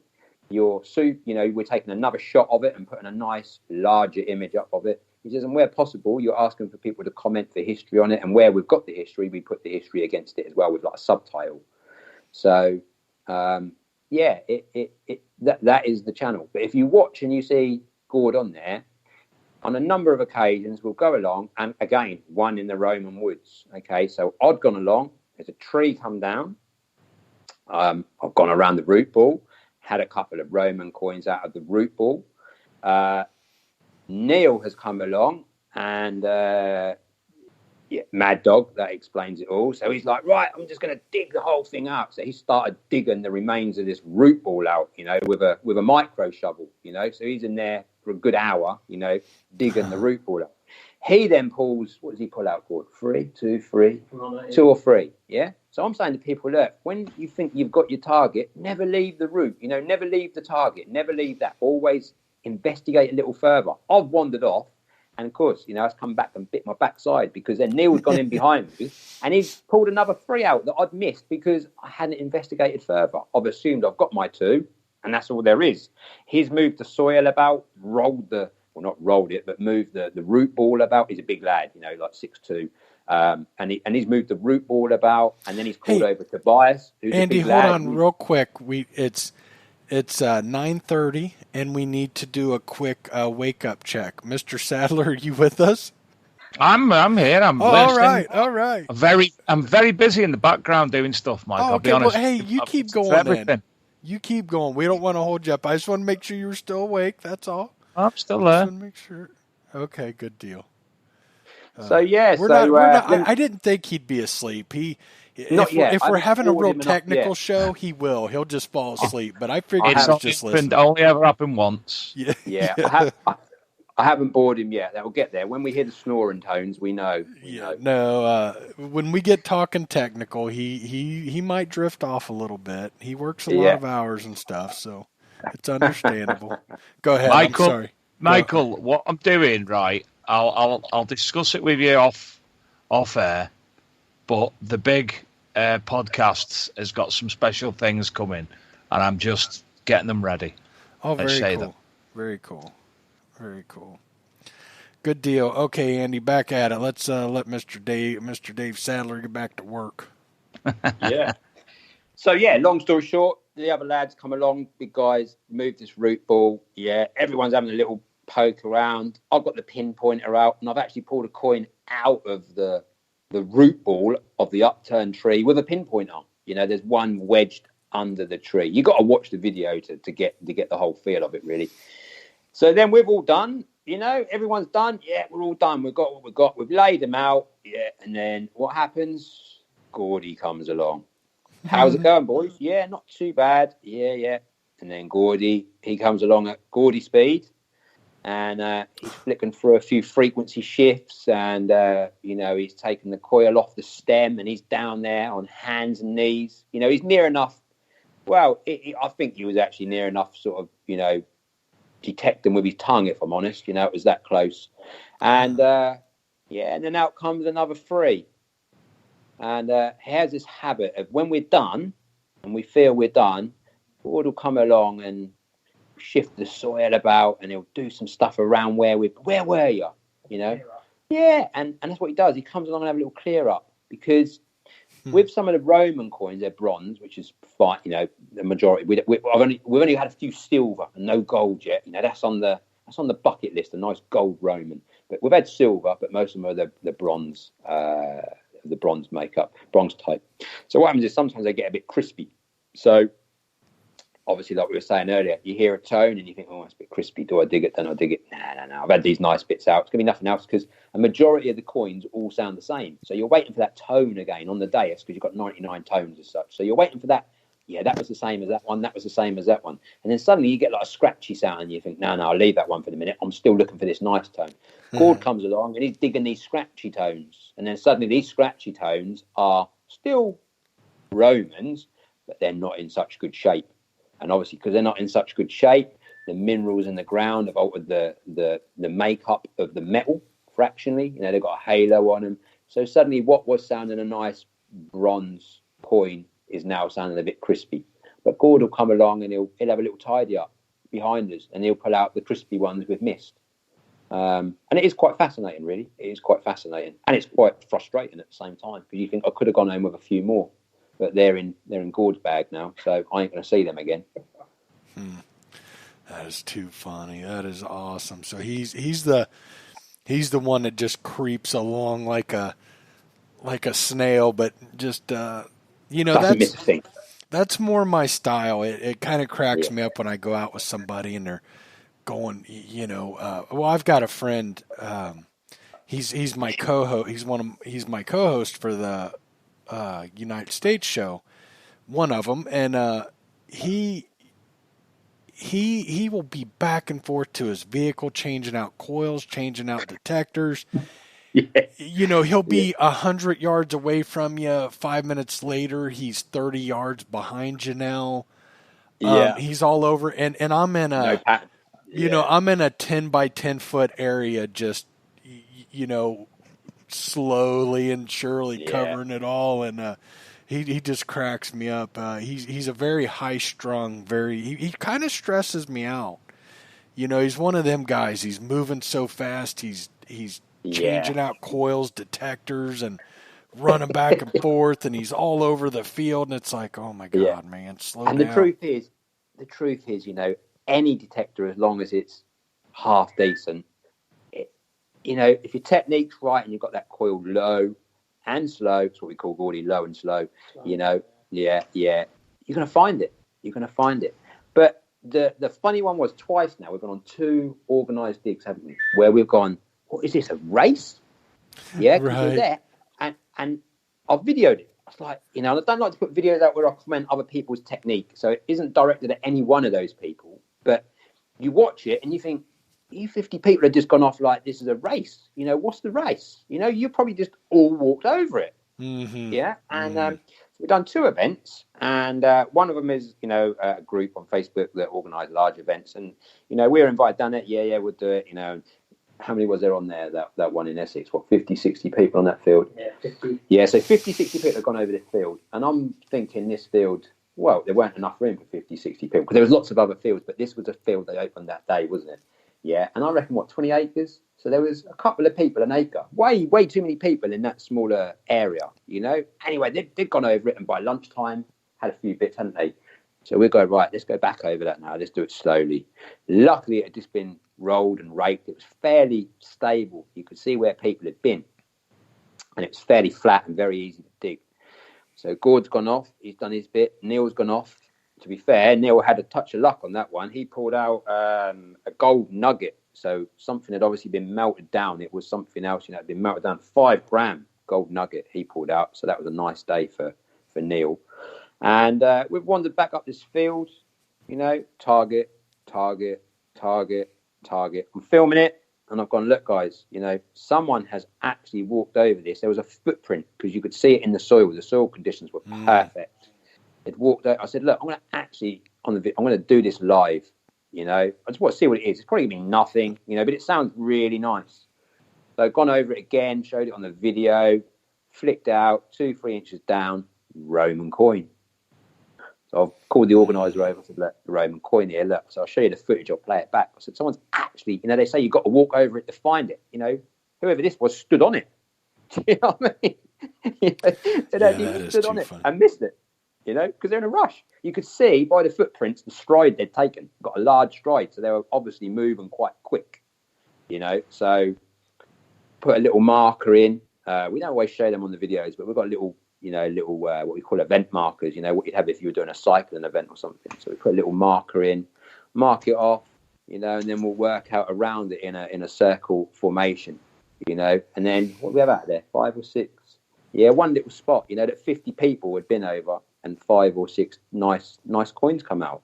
And you think, guys, you're going too quick. You're too quick. Slow down. Right. It's funny. It always cracks me up when people are like that. This hobby is something that it really, if you want to increase your chances of good finds, you really got to slow down, and it'll teach you patience.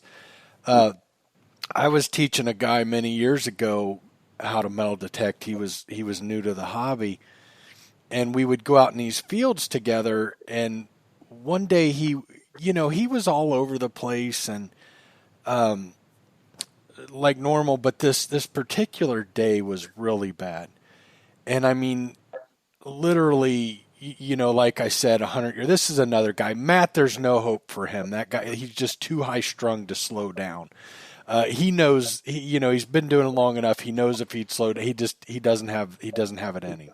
But I'm hunting with this other guy, and he's all over this field. He's behind me, in front of me, you know, east of me, west of me, you know, and just all over. And he literally, and not on purpose, I'm gridding. We'd found where the house had been from the iron, and I started on the far side, right where the iron starts to come in, and I'm gridding back and forth, working towards the center. And I'm watching him all over the place, and finally, not even paying attention. Have you ever seen a bloodhound on the scent of a trail? How they just put their nose to the ground. I mean, that's the best analogy I can give you, because I mean, he literally cut me off and didn't realize it. And I said, hey, hold on, stop. And he put his headphones up, and I said, hey, what have you found? And he said, I if I recall, this has been many years ago, he'd found like a button. And I pull a handful of stuff out of my pocket. I mean, a bulging handful of buttons, a buckle, I'm sure, probably a couple musket balls, a couple coins. And I said, you are all over this site. Go over to the other side. Right when the iron really starts to come in heavy, start working back and forth and meet me in the center and take your time.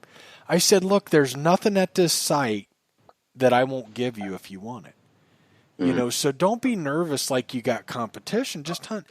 And, that day I taught him such a valuable lesson, because he walked away with a handful of stuff, and there was no reason to be all over the field like he was. And so I think that's a big thing. You got to get people to slow down. Like you said, why are we rushing to the other side of the field and then the field beyond? I mean, it's always going to be there. Slow down and take your time and really listen. And some of our best finds have actually been where we parked, didn't they? We parked on a field, got an off-roader, parked on a field, you've gone out, you set your gear up and off you go. And on the way back, you're like, oh my God, bloody parked on it. Do you know what I mean? It's horrendous, so it is that, no rush. And when people come up to me and go, oh, can you give me some advice? What should I tweak on my machine? And I always say, like, if you're not sure of your machine and you're not finding what you think you should be finding, my first point is, slow down. And then what I normally do is I give them a handful of zip ties.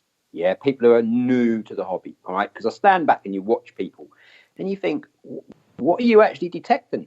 40% of the time your coil is near the ground. The other 60% of the time, it's up in the air. It's either side of how you're swinging. So I normally get some zip ties or cable ties, and I say, look, 4 of these on your coil, cut these to 1 inch, 2 inches, so we nip them off with a pair of side cutters.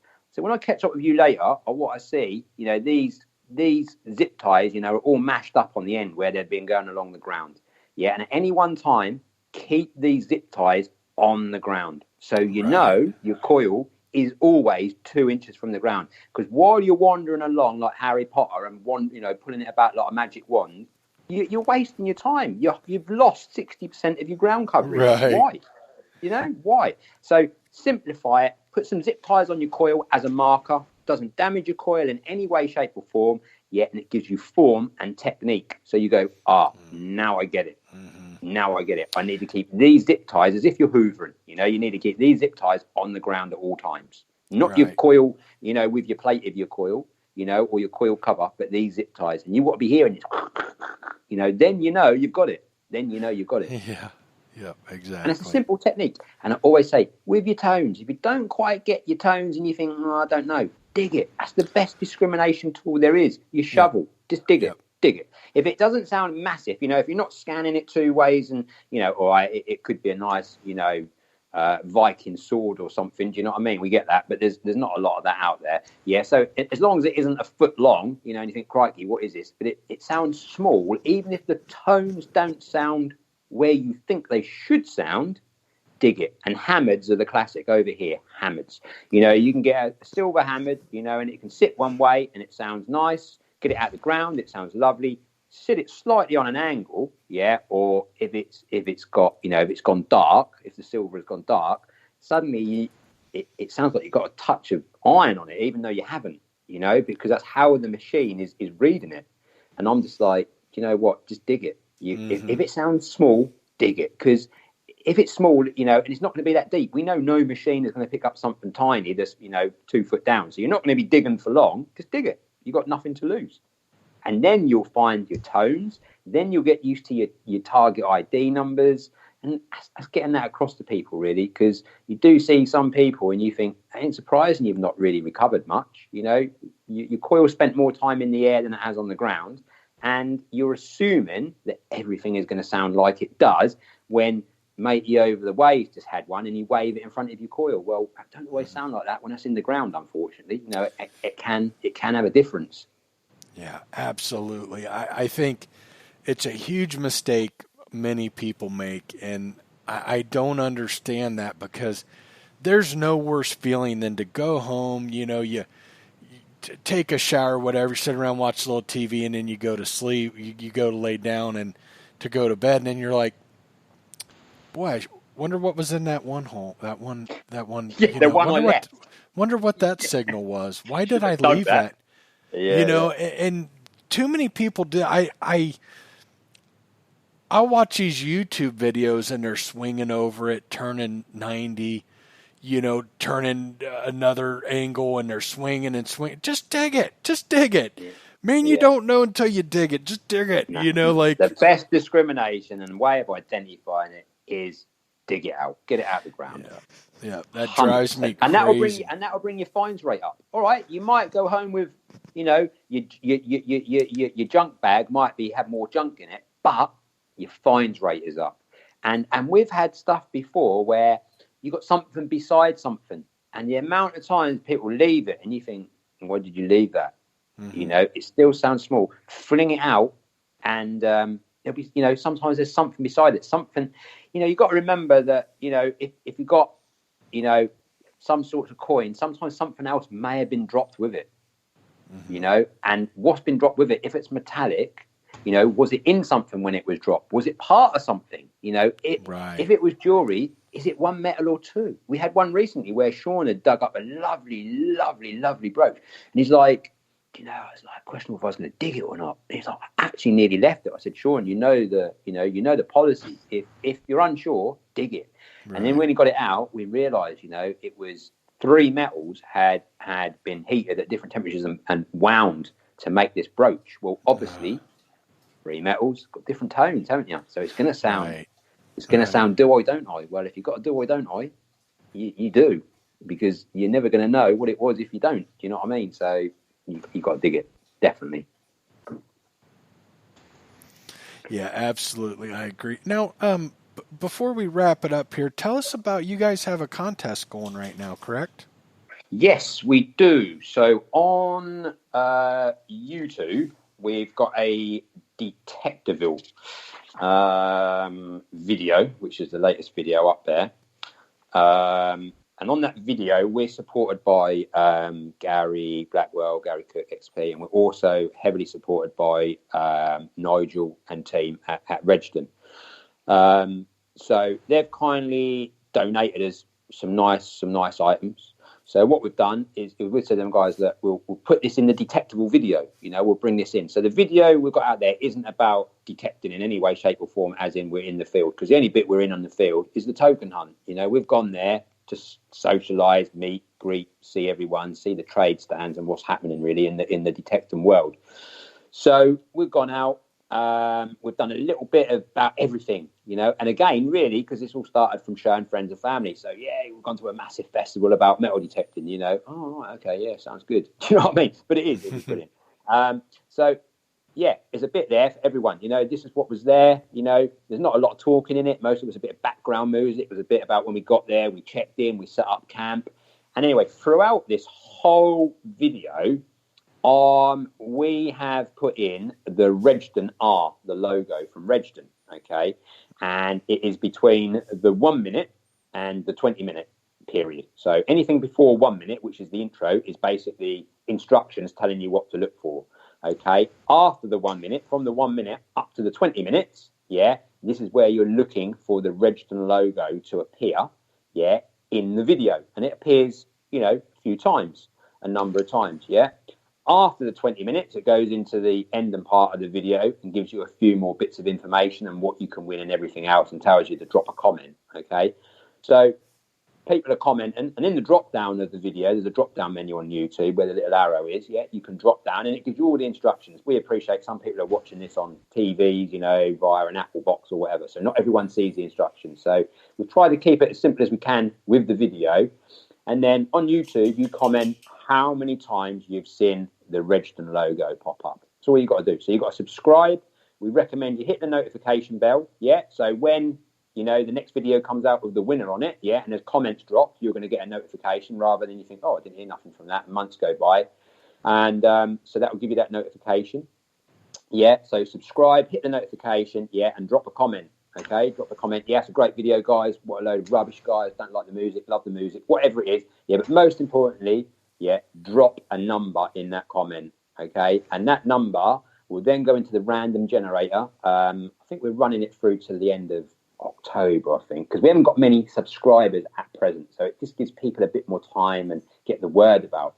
And the goodies include a nice t-shirt, a hat, a nice finds box, a book, one of these loop, the magnifying glass loops. There's probably 100 quid's worth of goodies there. Do you know what I mean? As a bundle. So it's not limited to the UK. Anyone who comments on there puts a number in. If their number's right and it comes out, yeah, it probably costs. Oh, very cool. Very £100 or whatever it costs us in postage. It's going to be something ridiculous because it's going to go to the other end of the planet. We know that, but yeah, it's got to be made fair to everybody. So we've done it for everyone. We wanted to get it out there. So it is on the latest one, yeah, and it's just through the support we've been given through Redston, like I say, and XP, and we're very grateful for what help and what support they're giving us. And now we're trying to grow the Facebook group side of it and the YouTube side of it. And we've had a good chat with these guys, and they're like, guys, this is what we need, and we're all running the XP gear, as we mentioned, but we've all got other detectors as well, and like I mentioned right at the top there, I won, one of us at the show that at Detectival won the Simplex, so when that come out, we'll get a video out on that as well. But yeah, that is the competition. It is simple. There's no, there's no tricks, and people are like, oh, well, I've counted, X amount of thousand, because at the beginning it flashes a few times. No, guys, it is in the video. You just got to look for it in the video. Drop a comment, and at the, like I say, end of October, we'll run the random generator. We'll video all that, no hidden tricks, and someone's going to go away with 100 quid's worth of goodies.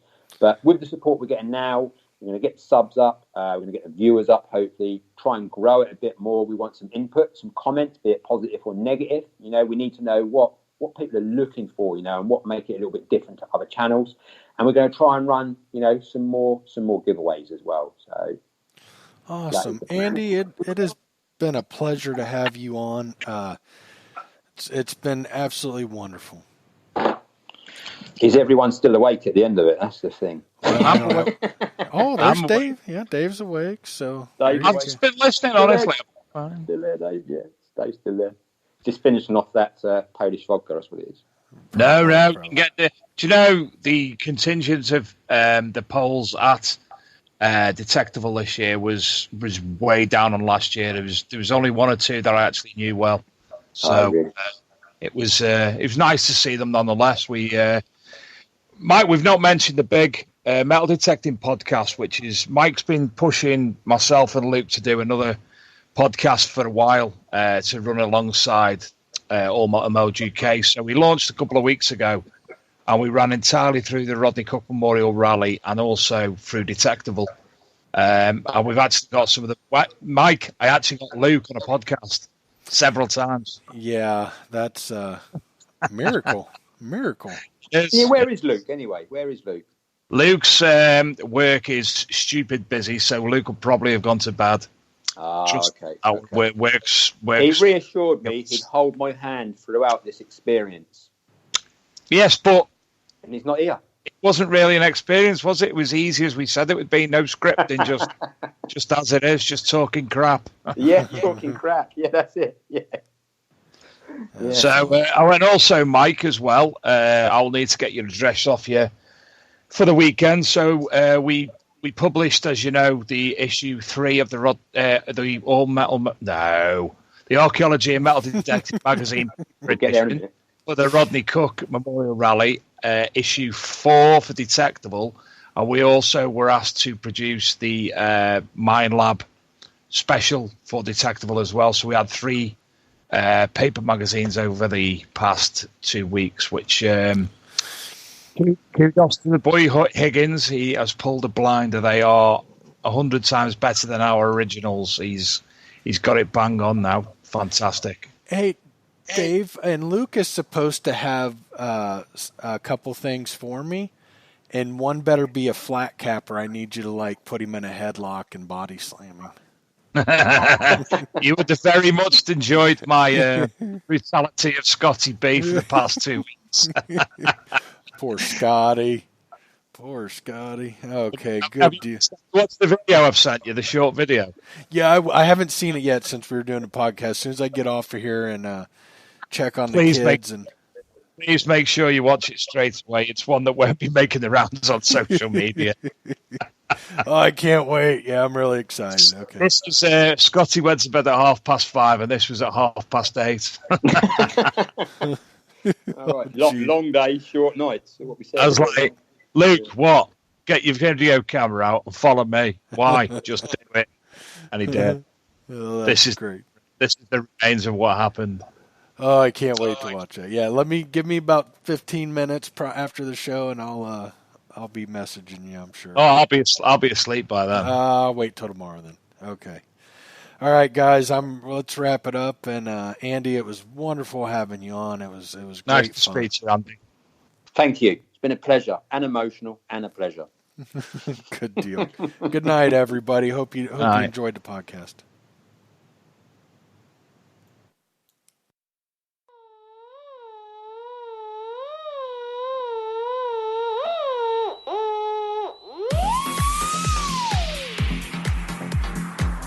The Archaeology and Metal Detecting magazine acts as a hub for information, offering articles from archaeologists, detectorists and other specialists throughout the genre.